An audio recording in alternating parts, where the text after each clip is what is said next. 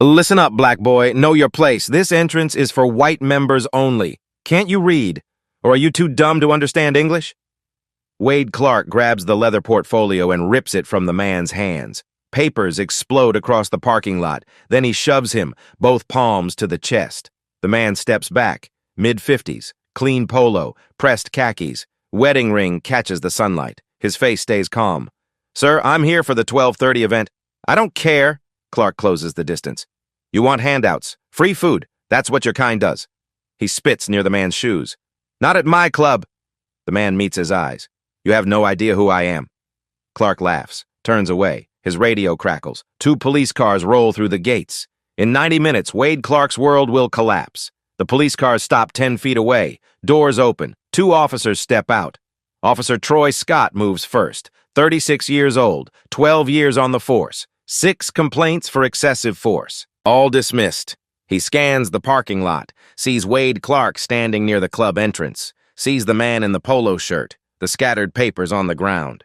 Scott's hand goes to his belt. Not his gun, not yet. His radio. What's the situation? Clark points. That man. He's trespassing. Refused to leave when I asked. Got aggressive when I told him this is members only. The man opens his mouth. Scott cuts him off. Sir, I need you to stay quiet. Don't move. Don't speak. The second officer circles around. Detective Dean Reed, 51 years old, 28 years on the force. He's seen this before. Black man, white neighborhood, rich people calling it in. It always ends the same way. Reed looks at the papers on the ground, looks at the man, looks at Clark. He touch you? Clark nods. Shoved me when I told him to leave. That's assault. The man's jaw tightens, but he doesn't speak. His hands stay at his sides. His breathing stays controlled. Like someone trained for this, like someone who's been here before. Scott steps closer. Sir, I'm going to need you to turn around. Hands behind your back. Officer, if you just let me explain. Turn around now. The man turns, slowly. His eyes sweep across the parking lot. The marble steps, the lake beyond, the rows of cars, like he's memorizing something, like he's taking inventory. Scott pulls out handcuffs. The metal glints in the sunlight. Behind them, more cars pull into the lot. Early arrivals. A woman in a sundress. A man in a blazer. They slow down, start watching, start pulling out phones. Reed notices. Troy, maybe we should... I've got this. Scott grabs the man's wrist, pulls it behind his back. The handcuff clicks shut. The man doesn't resist, doesn't fight, just stands there. But his voice comes out steady, clear, loud enough for the gathering crowd to hear. My name is Trent James. I'm a United States Senator, and you're making a mistake. Scott laughs, clicks the second cuff shut. Sure you are, buddy, sure you are. The crowd grows, 5 people, then 10, then 15. Phones out, recording. Scott tightens the cuffs. A senator, right, and I'm the president. Reed steps forward, studies the man's face. Something flickers in his eyes. Recognition, doubt, but he shakes it head. Troy's right. We get this story every week. Someone claims they're important. Someone claims we made a mistake. The man, James, stays calm. Check my wallet. Left pocket. You'll find my Senate ID. Scott reaches into the pocket, pulls out a leather wallet, flips it open. There's a driver's license, credit cards, and a badge. United States Senate, Trent James, official credentials. Scott stares at it. His face goes pale.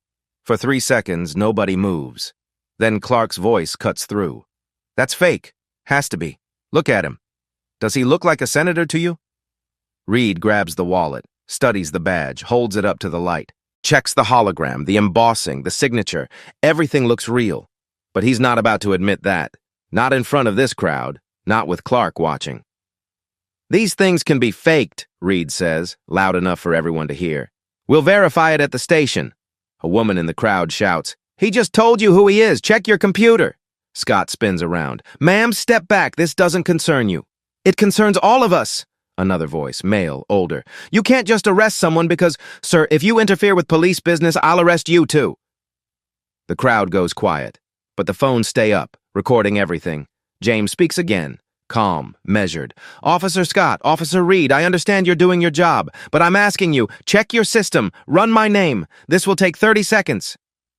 Reed hesitates. He doesn't want to do it, doesn't want to be wrong.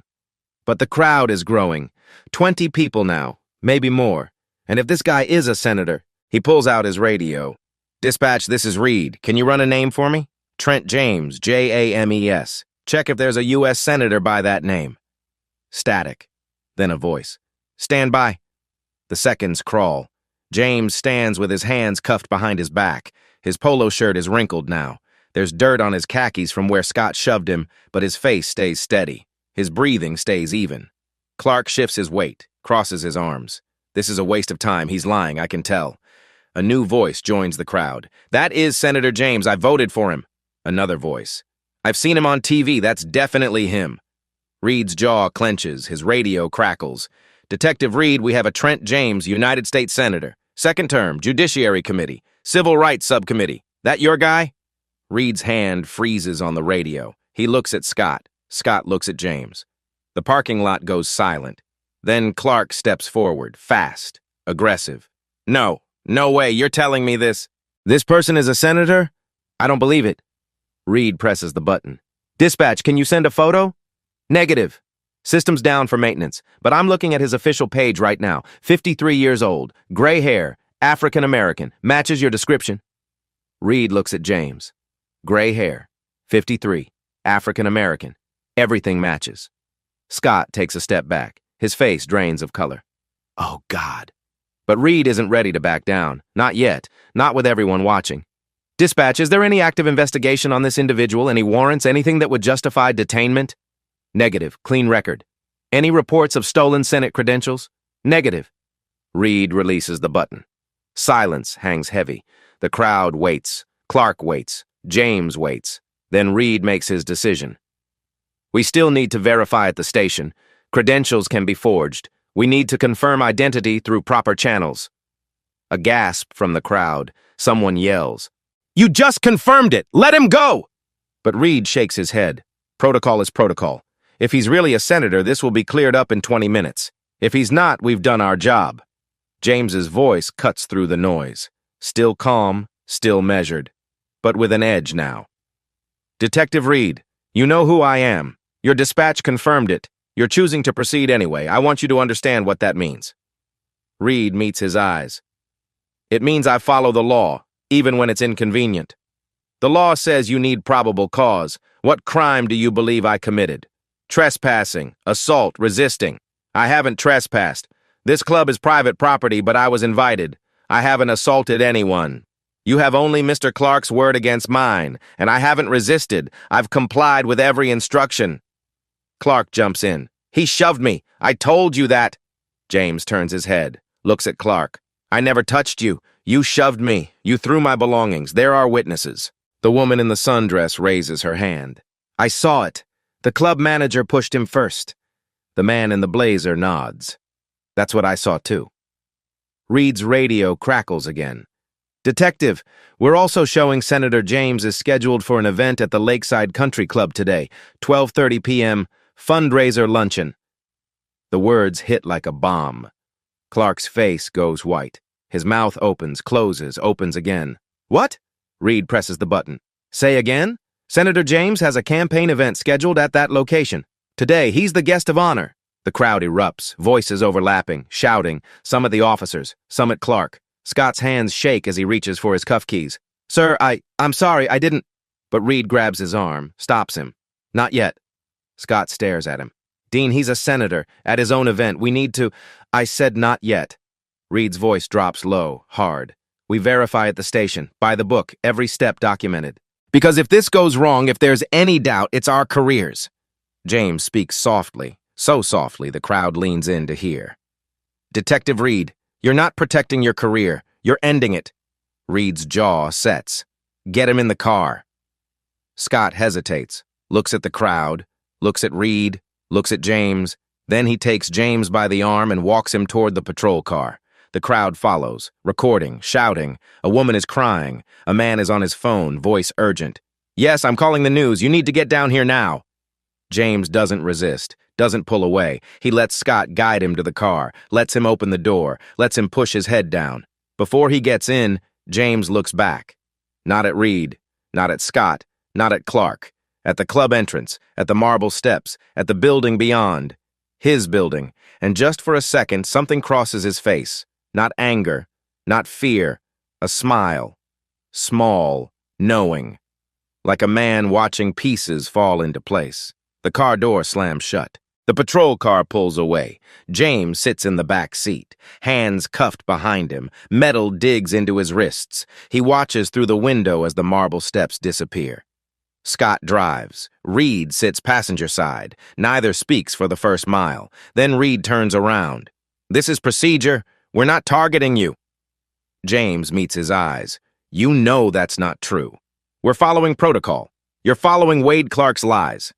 Reed turns back. Silence fills the car. They pass downtown. Office buildings, restaurants, people walking dogs, normal Saturday life. Nobody knows a senator is handcuffed in this car. Scott breaks the silence. "Dean, I really think we should drive, but if he is, I said drive." Scott's knuckles go white on the wheel.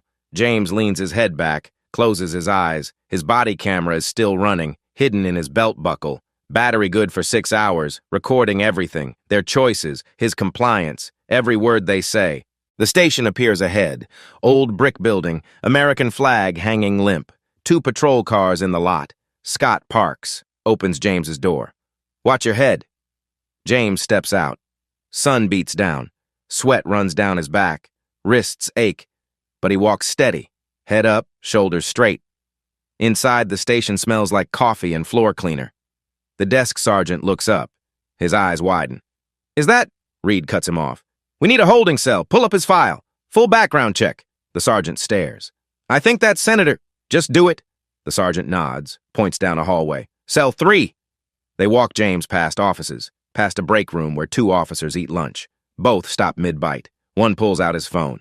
Reed sees it. "Put that away now." The officer pockets the phone.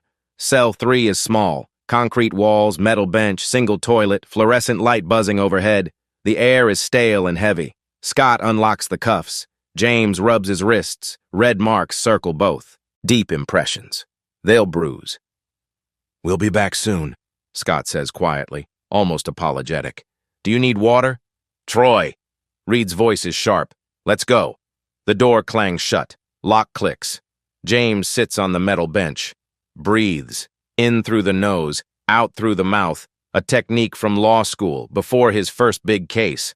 Outside, voices carry. "Dean, this is insane. We need to call someone. The chief, the mayor." "We verify first." "Verify what?" "Dispatch confirmed. His event starts in—" Scott checks his watch. 45 minutes. 300 people are waiting." "Then they can wait longer." Footsteps fade. James opens his eyes, looks around the cell. Scratched walls, stained floor, graffiti carved into the bench. Justice is a lie. He traces the letters with one finger, wonders who wrote it, wonders if they found justice eventually. Then he stands, walks to the door. Through the small window, he sees the desk sergeant at his computer, typing, stopping. His face goes pale. He picks up a phone, talks urgently. James steps back, waits. 5 minutes pass, then 10. The door opens. A woman enters. Officer Lynn Gray, 32, 5 years on the force. She carries a clipboard. Her face is professional, but her eyes show concern. "Senator James, I need to ask questions." James nods. "Of course." She sits, clicks her pen. "Mr. Clark claims you became aggressive, says you shoved him. True?" "No." "Did you make physical contact?" "He made contact with me. He shoved me, through my property. There were witnesses." Gray writes. "The officers said you resisted detention. I complied with every instruction. Check their body cameras." She stops writing, looks at him. "You seem very calm." James meets her eyes. "Officer Gray, I spent 20 years as a civil rights attorney, 9 years as a senator. I've seen this happen to others hundreds of times. I never thought it would happen to me. But now that it has, I know exactly what comes next." "What's that?" "The truth, one way or another." Gray stands, closes her clipboard. "I'll be back." She leaves, door locks. James sits. His watch says 11:45. In 45 minutes, 300 guests arrive at the club. Wade Clark has no idea what he's started. Officer Lynn Gray walks back to the front desk. Her clipboard feels heavier than it should. The desk sergeant is still on the phone. His voice is low, urgent. "Yes, sir, I understand, but he's already in holding.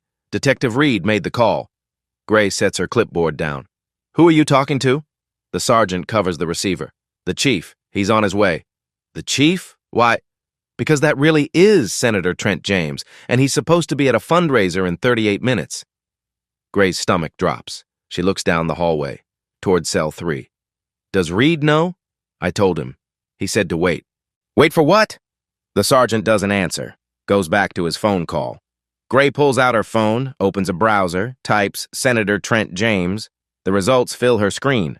Official Senate page, news articles, photos. The man in those photos matches the man in cell 3. Same face, same eyes. She clicks an article from 2 weeks ago. Senator James pushes police reform bill through committee. Her breath catches. She keeps reading.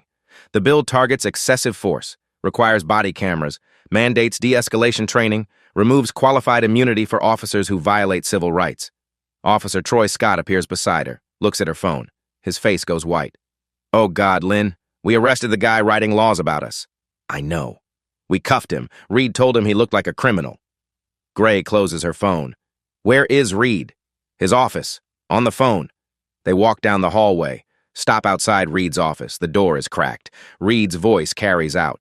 I understand the optics, but we can't just let him walk because he's a senator. That's special treatment. Silence. He's listening. No, sir. I'm not trying to make a point. I'm trying to do my job. More silence. Yes, sir. I'll wait for you to arrive. Reed hangs up. Sees Gray and Scott in the doorway. His jaw tightens. Something you need? Gray steps inside. Sir, I reviewed the facts. Mr. Clark's statement doesn't match witness accounts. 3 people said Clark initiated contact, not Senator James. So? So we have no probable cause. Trespassing doesn't apply. He was invited. Assault doesn't apply. He never touched Clark. Resisting doesn't apply. He complied. Reed leans back. He could have left when Clark asked. He didn't. That's defiance. That's not a crime. It is when the property owner says so. Gray shows Reed her phone. The property owner is Senator James. He owns 51% of the club. Lakeview Holdings. Public record.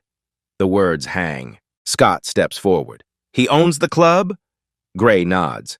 Has for 18 months. Wade Clark works for him. Reed's face doesn't change, but his hand tightens on his desk.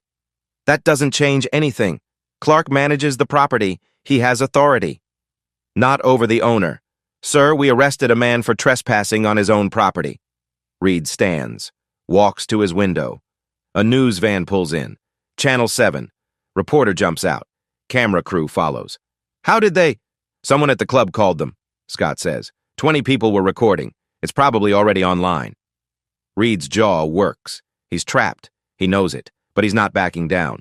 We follow procedure. We verify everything. We document everything. When the chief arrives, we present our case. Gray's voice is quiet. Sir, with respect, we did everything wrong. Reed turns. His eyes are hard. Officer Gray, are you questioning my judgment? I'm questioning the arrest. The evidence doesn't support it. Then maybe you should go back to patrol. Let detectives handle detective work. The insult lands. Gray's face flushes, but she doesn't back down. Senator James asked me to review the body camera footage. All of it. His compliance. Clark's aggression. The witness statements. Are you going to let me do that? Or bury it? Reed steps closer. Careful, officer. I'm being careful, because if this goes to court, if this becomes federal, every decision we make right now matters. Scott clears his throat. Dean, she's right. The front door opens. Voices in the lobby. Loud. All 3 officers rush to the front desk. A man in an expensive suit stands at the entrance. Mid-60s. Silver hair. Briefcase. Behind him, 2 more people. A woman with a tablet, a younger man with a camera. The man speaks. Calm but authoritative. I'm Richard Hayes, attorney for Senator Trent James. I'm here to see my client. The desk sergeant looks at Reed. Reed doesn't move. Hayes continues. I'm also here to inform you that Senator James's office has been trying to reach him for 40 minutes. His chief of staff, his campaign manager, his wife. None of those calls were allowed through. He's in custody. He doesn't have phone privileges yet. He's a United States senator. He has the right to contact his attorney, his office, his family. You've denied all of that. Hayes opens his briefcase, pulls out a folder, sets it on the desk. These are copies of Senator James's credentials, his Senate ID, his security clearance, his ownership documents for the Lakeside Country Club, his invitation to today's event. He pulls out more papers. This is a complaint filed with the state attorney general. This is a request for immediate release. And this is a letter to the chief demanding full investigation. The woman steps forward. I'm Rebecca Cole, Senator James's communications director. We have statements from 18 witnesses. All contradict Mr. Clark's account. All confirm Senator James was the victim, not the perpetrator. The young man raises his camera. And I'm documenting everything, for the record. Reed's face is stone, but a muscle twitches in his jaw. Hayes leans forward. Detective Reed, you have two choices. Release Senator James immediately, or explain to a federal judge why you're holding a sitting senator without cause. Your call. The lobby goes silent. The clock ticks. 11:57. In 33 minutes, 300 people will be sitting in a ballroom with empty chairs. Reed looks at Scott, at Gray, at the desk sergeant, then back at Hayes. I need to make a phone call first. Hayes nods. You have 5 minutes. Reed walks into his office, closes the door, picks up the phone. He dials, waits. 3 rings. This is Chief Morrison. Chief, it's Reed. We have a situation. I know. I'm 10 minutes out. Do not do anything until I get there. Sir, his attorney is here, demanding release. He's giving me 5 minutes. A pause on the other end. Then Morrison's voice drops. Dean, listen very carefully. You do not release him without my direct order. You do not let that attorney intimidate you. We document everything. We follow every protocol. Understood? Yes, sir. 5 minutes becomes 10. 10 becomes 15. Stall. I'm almost there. The line goes dead. Reed sets the phone down. His hand is shaking. He steadies it, breathes, opens the door. Hayes is waiting, standing exactly where Reed left him. Briefcase closed, arms crossed. Well? The chief is en route. He'll be here in 10 minutes. We'll make our decision then. Hayes' eyes narrow. I gave you 5 minutes, not 15. The chief needs to be involved. This is his jurisdiction. Your 5 minutes are up. Release my client or I'm calling a federal judge right now. Reed's jaw sets. Then call. Hayes pulls out his phone, starts dialing. Meanwhile, across town, the Lakeside Country Club parking lot is filling. Cars arriving, guests in suits and dresses, checking phones, looking confused. A woman approaches the entrance, stops a valet. Has Senator James arrived yet? The valet shakes his head. Haven't seen him, ma'am. Inside the ballroom, round tables are set. White linens, centerpieces, place cards. At the head table, one chair sits empty. A nameplate in front of it reads, Senator Trent James. Rebecca Cole stands near the entrance, phone pressed to her ear. Her voice is tight. I don't care what they're saying. He was arrested, at his own club. We need this on every network, now. She hangs up, dials again. Yes, this is Rebecca Cole. I'm calling for CNN. We have breaking news. In the police station lobby, Hayes finishes his call. Looks at Reed. Judge Martinez is on standby. She's prepared to issue a writ of habeas corpus. You'll be in contempt within the hour. Reed's face doesn't change, but sweat beads on his forehead. Gray steps forward. Sir, maybe we should... Officer Gray, step back. She doesn't move. Sir, the chief isn't here yet, but the attorney is, and the law is clear. Scott joins her. Dean, we can't hold him, not legally. Reed turns on them. Are you two questioning me? In front of civilians? The lobby goes quiet. Then a new voice from the hallway, calm, steady, carrying weight. Detective Reed, I'd like to speak with my attorney now. Everyone turns. James stands at the cell door, hands gripping the bars, face composed, but his eyes are sharp, focused. Hayes walks toward the hallway. Senator. Reed blocks him. You can't go back there. That's my client. I have a right, not without supervision. Hayes' voice drops. Dangerous. Detective. You're violating his 6th Amendment rights, his 5th Amendment rights, his 4th Amendment rights. At this point, you're not just making mistakes, you're committing crimes. The word hangs. Crimes. Reed's radio crackles. All units be advised. Chief Morrison is 2 minutes out. Hayes checks his watch. Your chief better have a good explanation. Because in 30 minutes, Senator James is supposed to address 300 constituents. And every second he's in that cell is another second of unlawful detention. James's voice carries from the hallway. Richard, it's fine. Let them wait. Let them make their choices. Hayes turns. Senator, I strongly advise, let them wait. I want the chief here. I want this documented every second. Reed and Hayes lock eyes. The front door opens. Chief Morrison walks in. Chief Morrison is 60 years old, gray suit, polished shoes, 35 years on the force. He walks in like he owns the room. He looks at Hayes, at Reed, at the news crew outside. Detective Reed, my office, now. Reed follows. The door closes. Through the glass, Morrison talks fast. Urgent. Reed responds. Morrison's face darkens. He points toward the cells. 2 minutes later, they emerge. Morrison approaches Hayes, extends his hand. Mr. Hayes, I'm Chief Morrison. I apologize for the delay. Hayes doesn't shake. Resolve it by releasing my client. We need to complete our investigation first. Investigation of what? You arrested a senator on his own property based on lies. Morrison's smile is tight. He turns to the desk sergeant. Bring Senator James to interview room 2. They wait. Outside, more news vans arrive. Channel 4, Channel 9, national networks. The sergeant returns with James. No handcuffs. James walks steady, head high. He sees Hayes, nods once. Morrison extends his hand. Senator James, on behalf of the department. James walks past him. Doesn't shake, doesn't acknowledge, just keeps walking toward the interview room. Morrison's hand hangs in the air, then drops. Interview room 2 is small. Metal table, 4 chairs, mirror on one wall, camera in corner, red light blinking. James sits, Hayes beside him. Morrison and Reed across. Gray stands by the door. Morrison opens a folder. Senator James, I want to start by... James cuts him off. Chief Morrison, before you continue, I want to make something clear. Everything is being recorded. By your camera and by mine. He reaches to his belt, removes a small device, sets it on the table.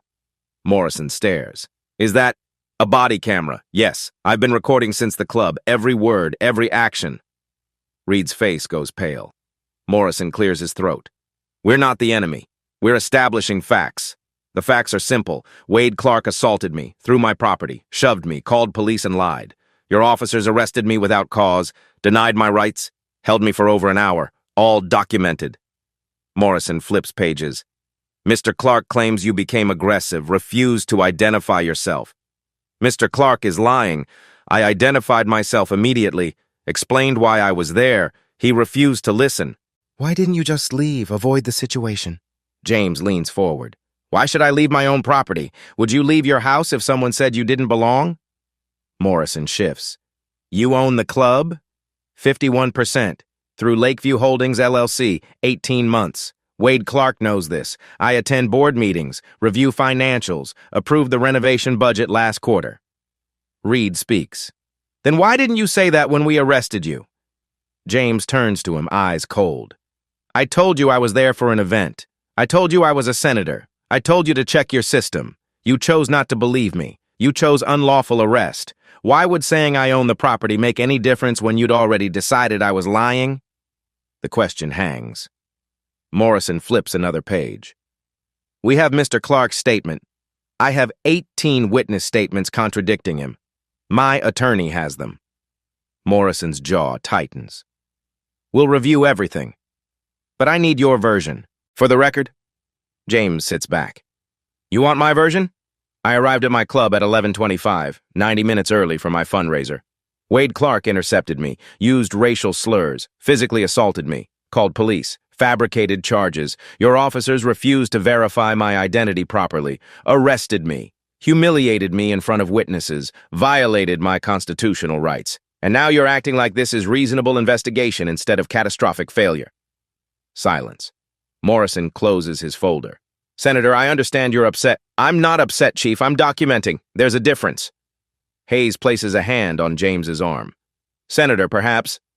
James shakes his head. No, they want facts. Let's give them facts. He pulls out his phone, sets it on the table.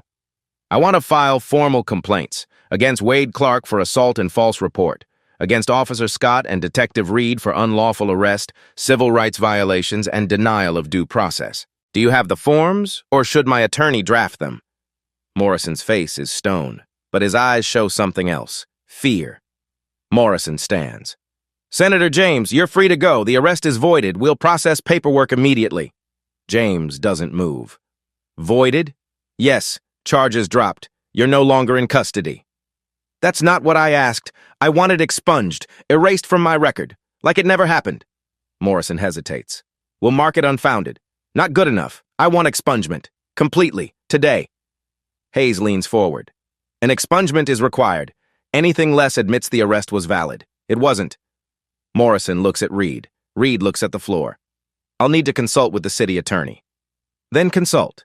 But Senator James walks out with documentation stating the arrest never happened, or we proceed with federal charges. Morrison's jaw works. Fine. 20 minutes. James stands. You have 10. He walks to the door. Gray opens it. James steps into the hallway. Hayes follows. At the front entrance, Rebecca Cole waits. Relief floods her face. Senator, are you— I'm fine. Where are we on the fundraiser? She checks her watch. 12:45. Guests are seated, waiting. We can salvage this if we leave now. James looks through the window. News crews, cameras, crowd gathering.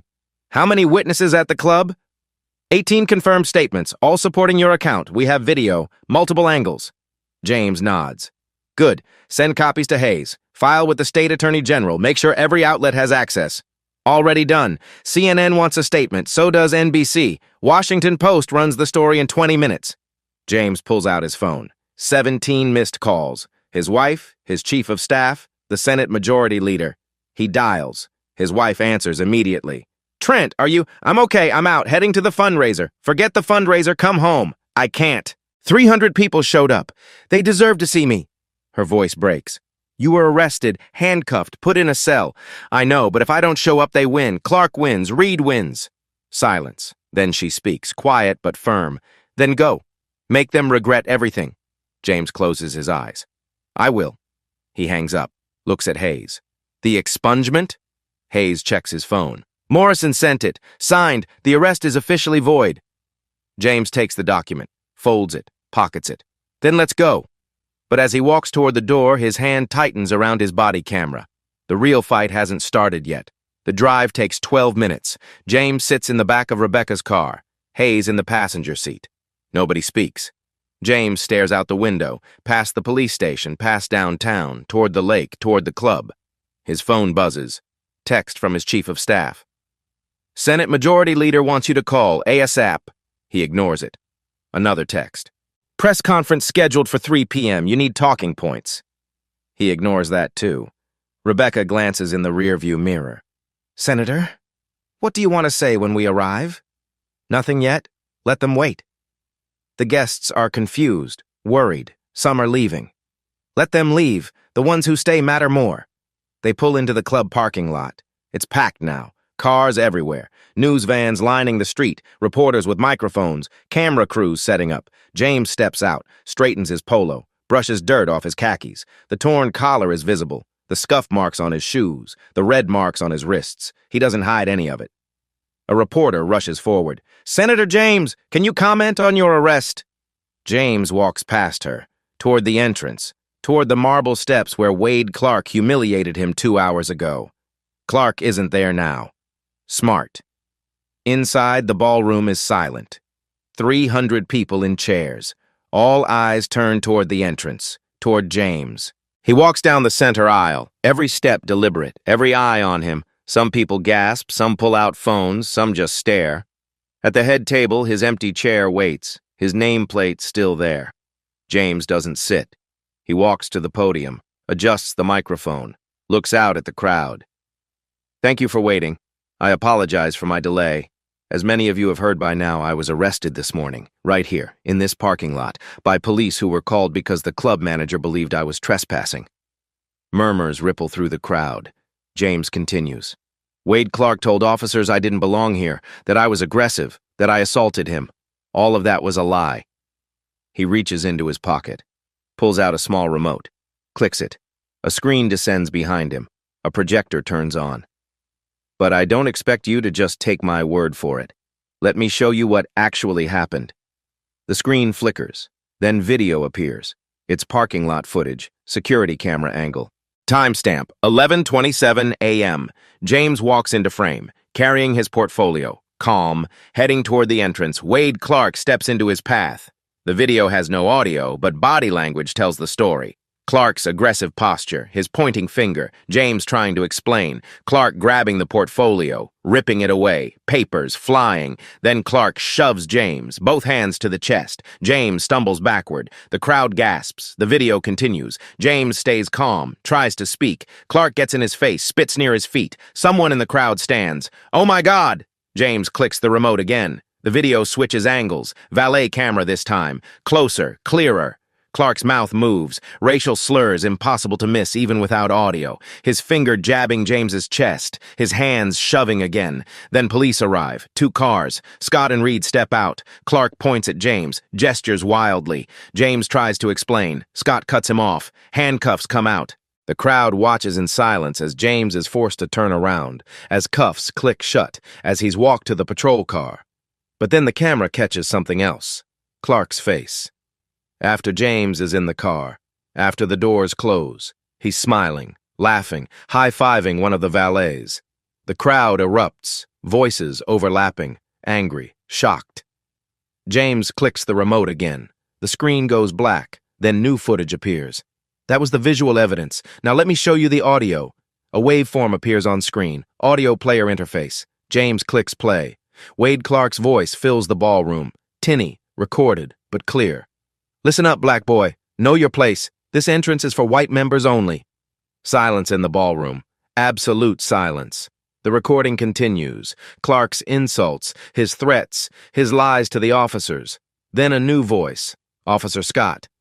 I don't care if you're the president. Laughter from Scott. Reed joining in. The recording plays James's calm responses. His identification. His explanation. All ignored.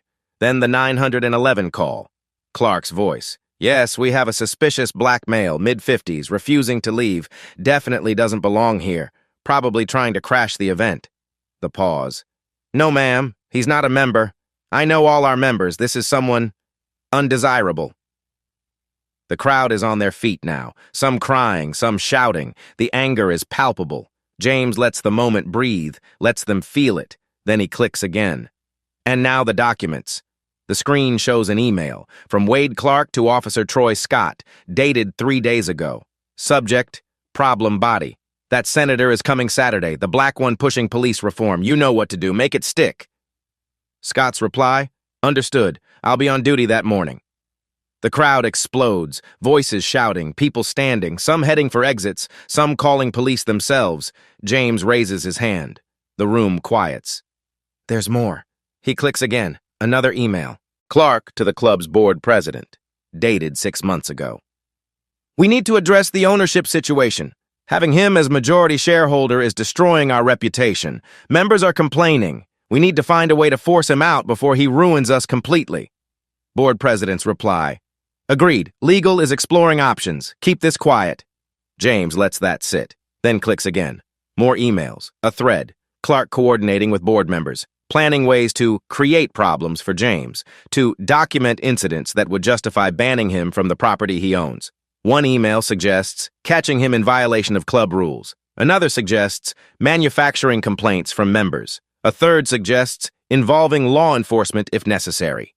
The conspiracy laid bare. Every message, every plan, every racist attempt to force out the black owner they never wanted. The crowd is in chaos now. Reporters rushing to doors to file stories. Guests recording on phones. Board members in attendance trying to leave quietly, but James isn't done. One more thing. He reaches to his belt, removes his body camera, holds it up. This device has been recording since I arrived this morning. Everything you just saw, that was from security cameras and phones. But I have my own recording too. 6 hours of footage. Every word, every action, from every angle. He sets it on the podium. I'm a United States Senator, chairman of the Senate Judiciary Committee's Civil Rights Subcommittee. For the past 18 months, I've been investigating discrimination at exclusive clubs across this country. The Lakeside Country Club was case number 7 in my research. The room goes silent again. I purchased majority ownership specifically to document what happens when a black man tries to integrate these spaces. I hired investigators. I recorded meetings. I documented membership rejections. And this morning, I conducted what my team calls a stress test. I arrived early, alone, dressed casually to see how I'd be treated when my power wasn't obvious. He pauses. Lets that sink in. Wade Clark failed that test spectacularly, as did Officers Scott and Reed, as did Detective Reed, and as did this club's board of directors. James picks up a folder from the podium, opens it. These are the results of my investigation. 47 membership applications from people of color, rejected. Over the same period, 112 applications from white applicants. 112 approved. He drops the folder. Pages scatter. This is a federal civil rights violation. The FBI's Civil Rights Division opened a formal investigation 3 weeks ago. This morning's incident isn't just local news. It's federal evidence. And everyone involved, Wade Clark, the board members, the officers who participated, will be held accountable. The room erupts again, but this time mixed reactions. Some applauding, some angry, some terrified. James steps back from the podium. Rebecca appears beside him. "Senator, we need to get you out of here. Security's overwhelmed." But James shakes his head. "Not yet.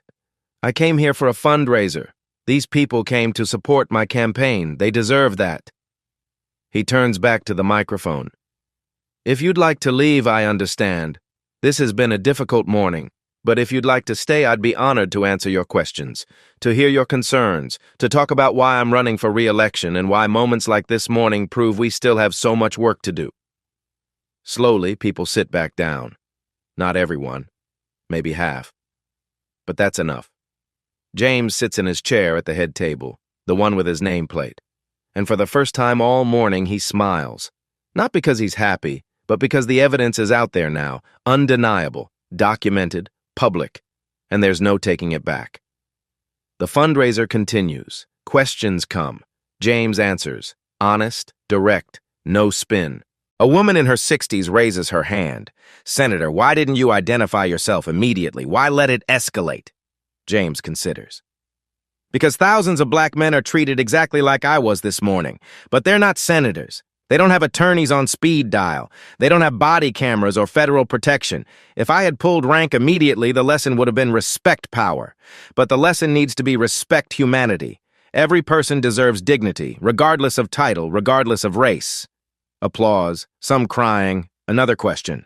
A younger man. "What happens now? To Clark? To the officers?" Wade Clark has been fired. The club's board voted unanimously 30 minutes ago.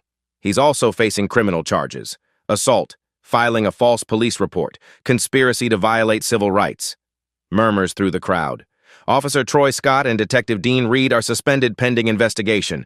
The FBI is reviewing their body camera footage, their text messages with Clark, their history of complaints. If charges are filed, they could face federal prosecution. A man in the back stands. And the club? What happens to this place? James looks around the ballroom.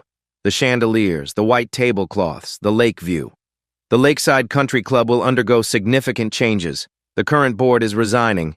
A new board will be appointed, one that reflects our community. Our membership policies are being rewritten. Staff will receive mandatory anti-discrimination training, and we're establishing a scholarship fund, $1 million, for students of color pursuing careers in law and public service.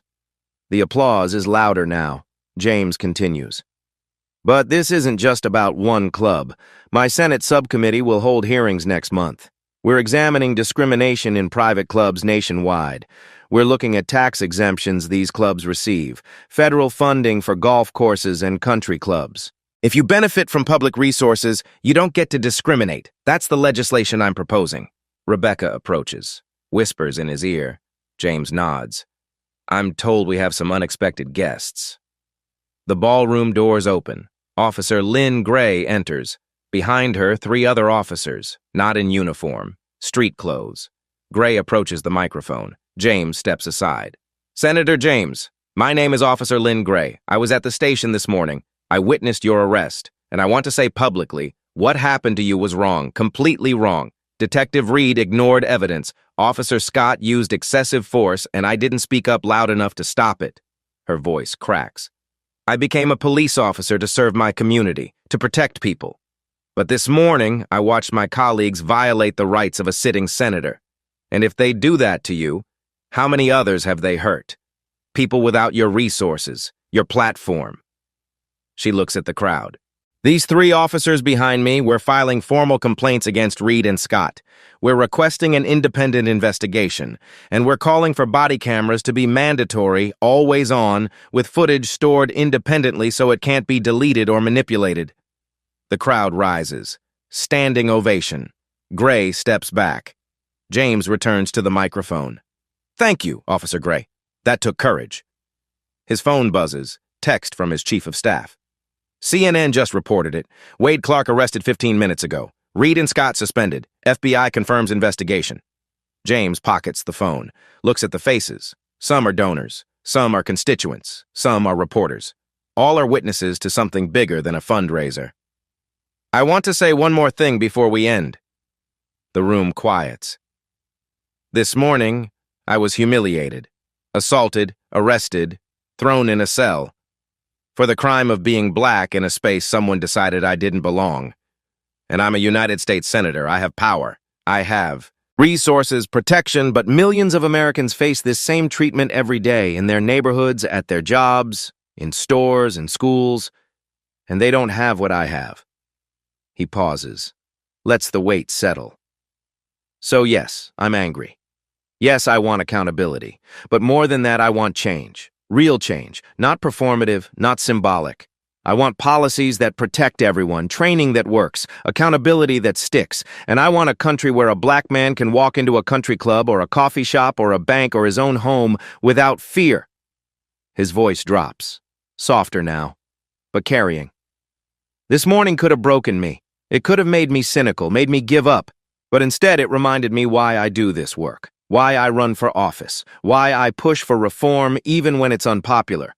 Because if I don't fight, who will? If I don't use my platform, my privilege, my power to change the system, then what's the point of having any of it? The room is silent, every eye on him. So I'm asking you, don't just donate today. Don't just vote next November. Get involved, run for office, join a board, volunteer, speak up when you see injustice. Record it, report it, don't look away. Because change doesn't happen from the top down. It happens when every single person decides they've had enough. When every person says, not in my community, not on my watch. He steps back from the microphone. The applause starts slow, then builds, then becomes a roar. People on their feet, some crying, some cheering, some standing in silence, hand over heart. James doesn't bow, doesn't wave, just nods. Then he walks off stage, back through the center aisle, past the tables, past the donors, past the cameras. Rebecca falls in step beside him. That was incredible. We raised $400,000, double our goal. James barely hears her. He's looking at his phone. News alerts flooding in. Senator James exposes racist country club in viral speech. FBI expands investigation into police misconduct. White House calls for federal review of private club discrimination. He pockets the phone, looks at Rebecca. It's not about the money, it never was. I know, but it helps. He almost smiles. Yeah, it helps. Outside, news crews wait. Microphones ready, questions prepared. James straightens his torn collar, takes a breath, steps into the sunlight. The fight isn't over. It's just beginning. But for the first time all day, he feels ready. 3 weeks later, Senator Trent James stands in the Senate chamber. The same polo shirt from that morning hangs framed on his office wall now. Torn collar, scuff marks, a reminder. Today he wears a suit. Navy blue, American flag pin on the lapel. The chamber is full, every seat occupied, cameras rolling, C-SPAN broadcasting live. He steps to the podium, looks at the faces around him. Some supportive, some skeptical, some openly hostile. He doesn't care. Senate Bill 2847, the Equal Access and Accountability Act. His voice is steady, calm. The same voice that stayed level when handcuffs bit his wrists. This bill does 3 things. First, it removes tax exemptions from any private club that discriminates based on race, religion, or national origin. Second, it makes body cameras mandatory for all law enforcement with footage stored in independent databases. Third, it removes qualified immunity for officers who violate constitutional rights. Murmurs ripple through the chamber. James continues. Some will call this radical. Some will say I'm overreacting to one incident. But that morning at the Lakeside Country Club wasn't one incident. It was a window into a system that's been broken for generations. He pauses, looks directly at the camera. Wade Clark is awaiting trial. Officer Troy Scott and Detective Dean Reed face federal charges. The Lakeside Country Club has integrated its membership. 50 new members of color joined last week. And the FBI has expanded investigations into 47 similar clubs nationwide. His hand rests on the podium, on the wood where thousands of laws have been debated, passed. Change the country. Change is slow, justice is slower, but it comes when enough people say enough. When enough voices join together, when enough witnesses refuse to look away. He steps back. The vote is called. The bill passes, 62 to 38. James walks out of the chamber, past reporters, past colleagues, into the hallway where Rebecca waits. We did it. He nods. We started it. Because this was never about one arrest, one club, one morning. It was about every morning after. Every black man who walks into a space and wonders if today is the day. Every woman who clutches her purse tighter. Every child who learns too young that the world sees them differently. The fight continues. It always does. But today, there's progress. And sometimes that's enough.